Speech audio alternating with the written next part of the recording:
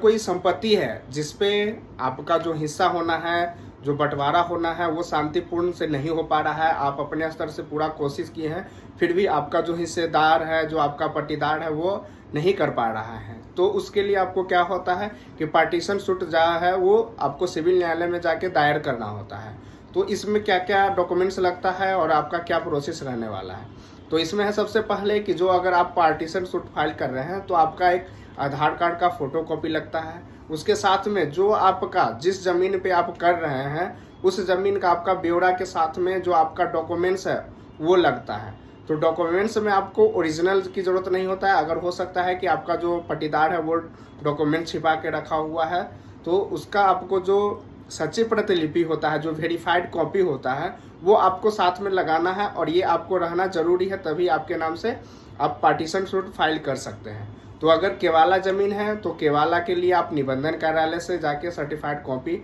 निकाल सकते हैं। उसी प्रकार से अगर आपका खतियानी ज़मीन है तो आप निबंधन कार्यालय के अलावा निबंधन कार्यालय में सिर्फ केवाला का जो होता है वो निकलता है, और अभिलेखागार जो कि डिस्ट्रिक्ट में होता है वहाँ पे जाके आप खतियान का जो सर्टिफाइड कॉपी होता है वहाँ पे कुछ आपको चार्ज लगता है, जो कि आपको 10 से 15 दिन में आपको मिल जाएगा सर्टिफाइड कॉपी।